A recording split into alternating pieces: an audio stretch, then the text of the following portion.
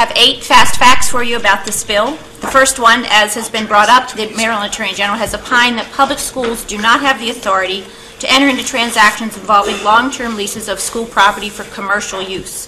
In that opinion, the Attorney General stated, in reaching the conclusion that the board lacks authority to enter into the proposed lease, board counsel relied on the annotated code that says local boards hold school property in trust for the benefit of the school system, and that's really what's at the heart of this discussion. With regard to Anne Arundel County, there's no public record of the Anne Arundel Board of Education voting to award a contract for the construction of cell towers to public schools, to Milestone Communications to build on public schools. The Maryland Open Meetings Act calls for public bodies to be accountable for their actions by recording their votes in their minutes. We're entitled to that information.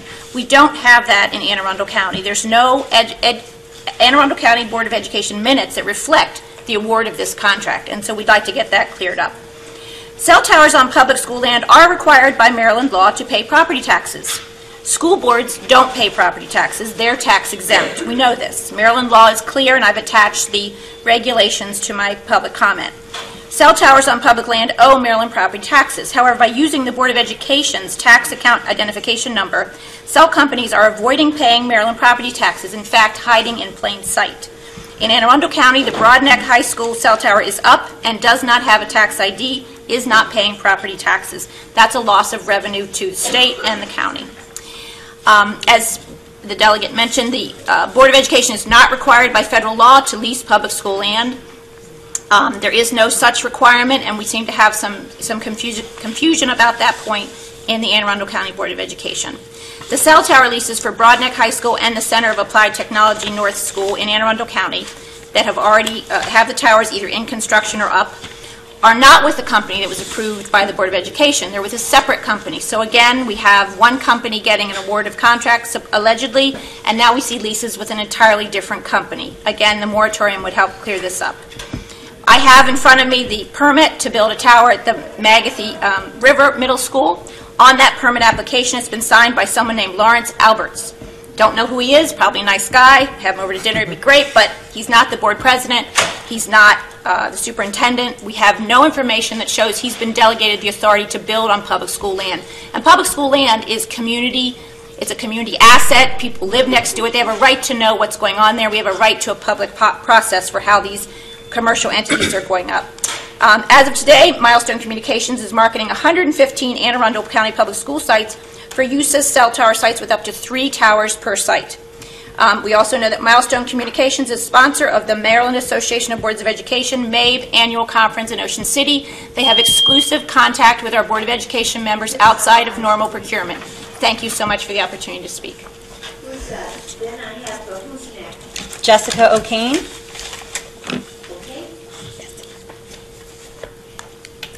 Good afternoon. My name is Jessica O'Kane, and I'm a homeowner in Anne Arundel County. I'm also one of the founders of the Anne Arundel County Against Cell Towers at Schools Coalition. That coalition was formed in May of 2013 in response to Milestone Corporation's proposal to put a 99-foot cell phone tower just over 100 feet from the first grade classrooms on the playground at Piney Orchard Elementary.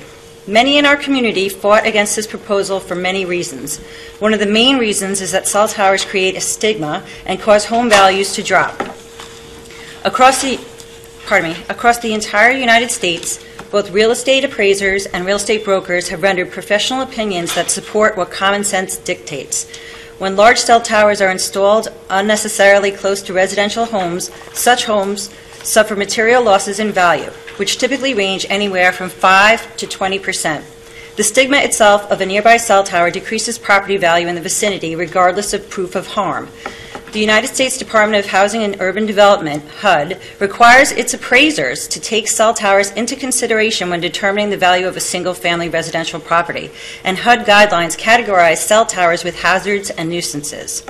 The question needs to be asked is why the Board of Education is in the business of lowering our property values and leasing out property to private entities. I would rather see a Chick-fil-A at school, perhaps a spa when I drop off my kids, get my nails done. Why not a gas station? I have to travel so far to go to a gas station. I can get all my errands done right there. In addition, You're going to hear from Milestone and the Board of Education how cell phone towers on public school property by a private for-profit company is such a great fit. They'll make you all think that everything is running smoothly, that it's a good program, and the communities and schools support it. They will lead you to believe that their policies are transparent. However, all over Virginia and Maryland, there are coalitions coming together to oppose these installations. These communities are concerned with the depreciation of their property values, the safety hazards, lack of transparency, and failure to work within the communities that they would like to go in. Most often, when communities find out about these meetings, it's already too late. I don't want to overwhelm you with the paperwork. I did a quick search online and came up with many articles of different groups that oppose installations on their school property, and I have provided the link so I don't have to, copy this 42 times for you all, so you can research that yourself. I respectfully ask that you support House Bill 727. Thank you very much. Hi, Thea Scarrato. As a mother, it's my job to ask safety questions, and I was floored at how hazardous cell towers at schools are. Each vendor puts a 250-gallon diesel fuel tank and a bank of lead-acid batteries on the compound. The diesel generators are turned on for maintenance, the priming, and some models require once a week for 40 minutes. Diesel exhaust is a known carcinogen, not good when the tower is near an athletic field or near my nephew who has asthma. In Maine, a tower generator leaked and there was 14 cubic yards of contaminated soil that needed to be removed. The current Milestone agreement allows up to 15 generators a school, if every vendor had a generator, which I think most do. I don't know. I've asked that question. And cell tower contractors have up to 10 times the death rate as regular construction workers. And the Department of Labor and OSHA are investigating the, and I'll quote, alarming rate of worker accidents and deaths in tower workers from objects falling from towers. What about our kids who will be directly in the fall zone of these towers? They catch fire, as two did this fall in Ohio and Oregon. They were two school ones. And according to the Oregon News, the fire destroyed shrubbery near the athletic fields, but officials said it won't delay classes. It was a Saturday. We sent you the long list of fires, collapsed towers, and evacuations, and I spoke with a fire chief who told me they can't even extinguish a cell tower fire, they just have to let it burn. Now, the industry has a poor track record for safety enforcement. The Wall Street Journal did an investigation on radiation levels and found 1 in 10 were out of compliance. And the engineer was quoted as saying, "It's like having a speed limit and no police."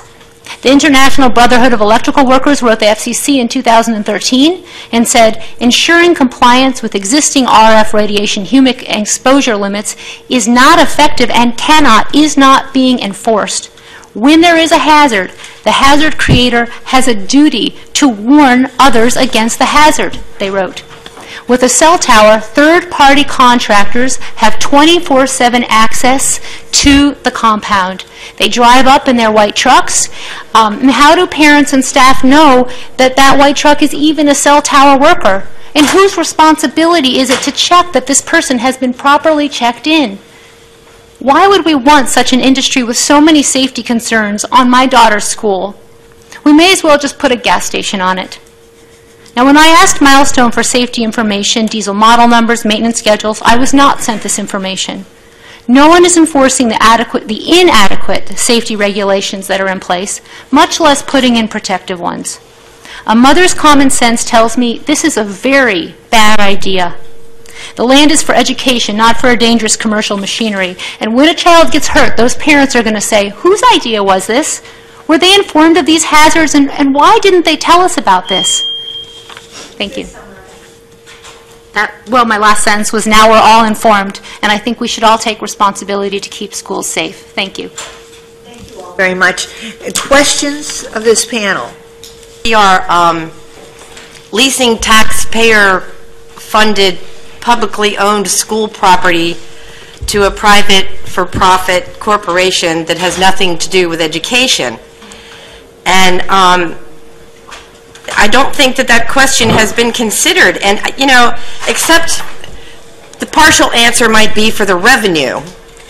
And so if it is for the revenue, why has there been no competitive bidding process? And You know, school superintendents have no experience in negotiating cell tower lease contracts. All over the country, municipalities, school boards and whatnot are getting taken advantage of for their lack of knowledge, because this property that's being leased is not simply a piece of real estate and you look at the fair market value as you normally would for a piece of real estate. The potential value is tremendous. And even the state of Maryland has put out a report of how we've missed out on the gold mine of these cell towers that we already have. We are being offered chump change for these towers. And my position is that if we're going to be stuck with these towers that I certainly don't want on school property, and the term that comes to mind I really don't want to use, but if we're going to do this to our children, if we're going to use them, if we're going to exploit them, why aren't we going to get the most money possible? Why don't we hire consultants that know what these properties are really worth so that we could exponentially increase the revenue? And I don't think that I have any other questions. That's it. Thank you very much. Any questions of this witness? Thank you very much. Okay. The opponents, Len Forkas, Jerry Evans, Haley Evans.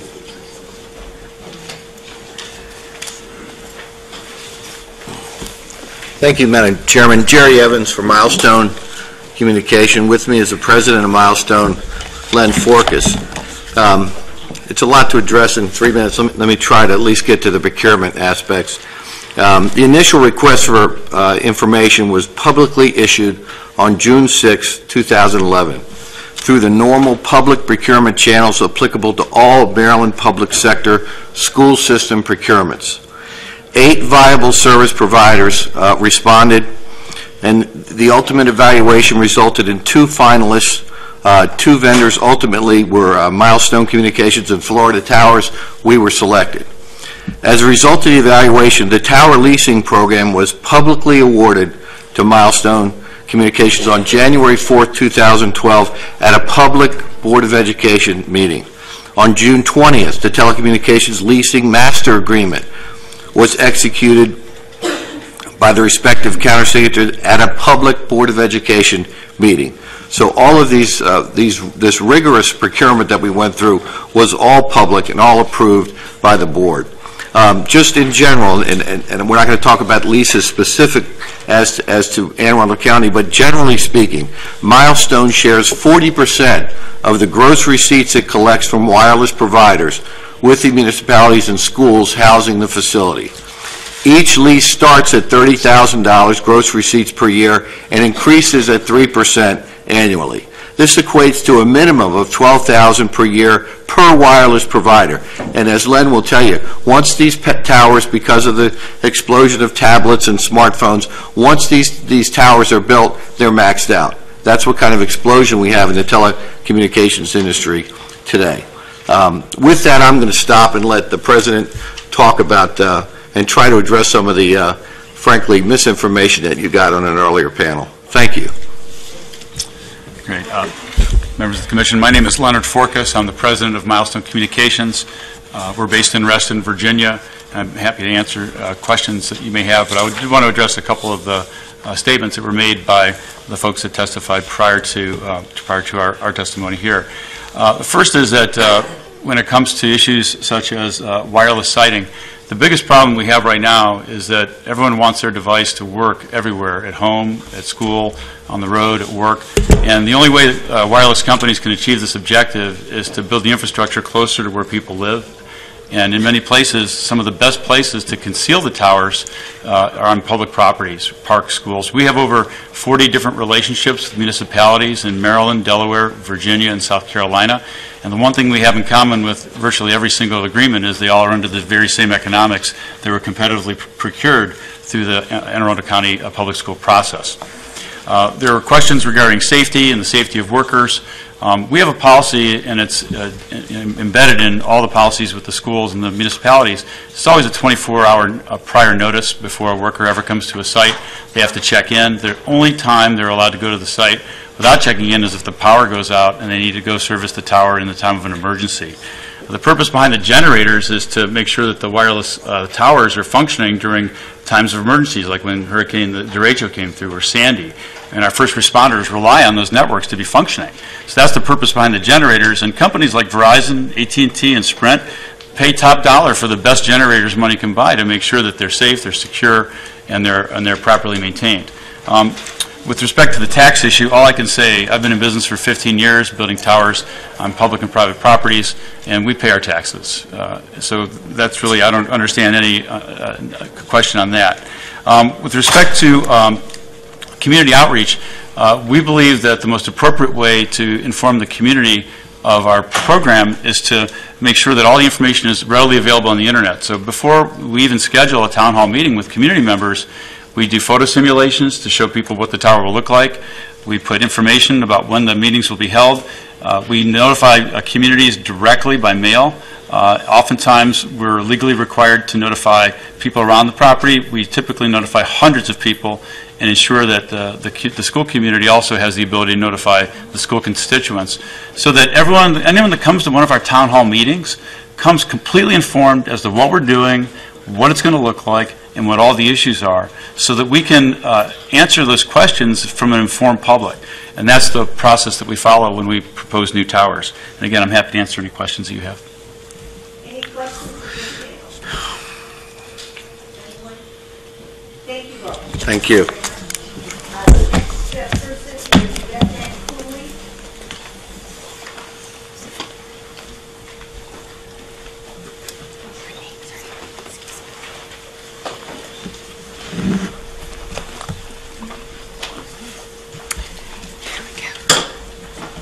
Good afternoon. Thank you for having me here today, Madam Chair, Vice Chair Turner, members of the committee.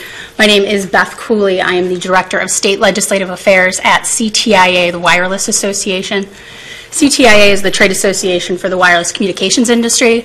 We represent the nation's wireless carriers, the handset manufacturers, and all of their suppliers.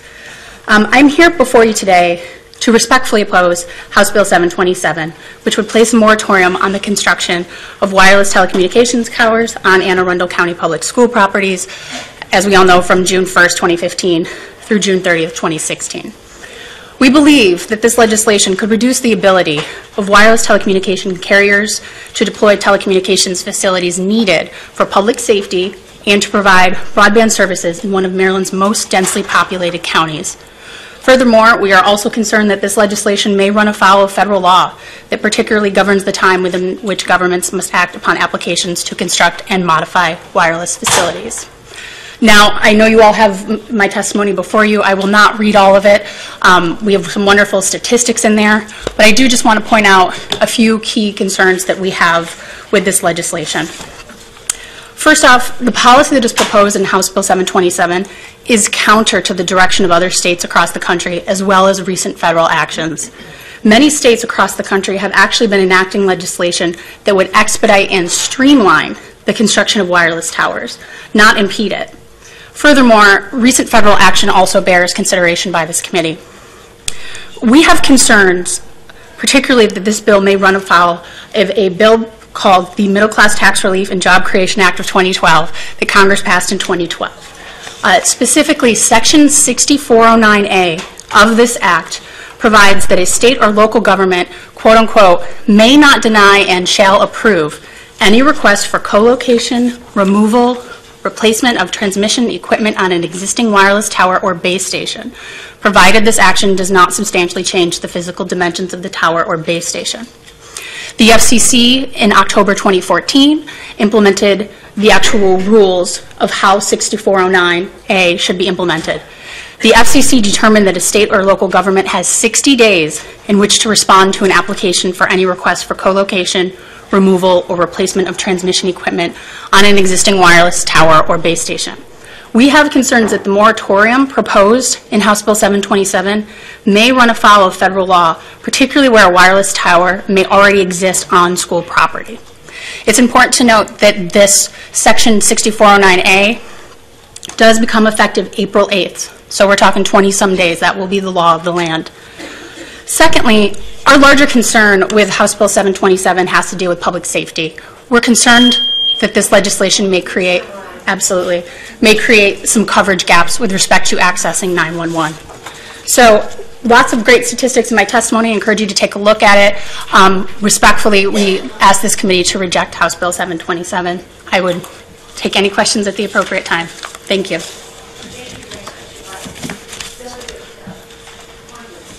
Thank you, Madam Chair. In terms of the reference that you made to running afoul of the federal law, have you sought out an AG or, any guidance on whether or not it would impede that law?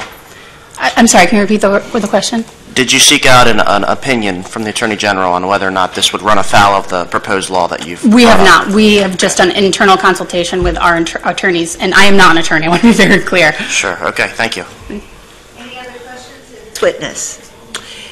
Thank you very much. Good to see you. Thank you, Madam Chair. That concludes the hearing on, wait a minute, it concludes the hearing on House Bill 727. Members of the committee, please turn to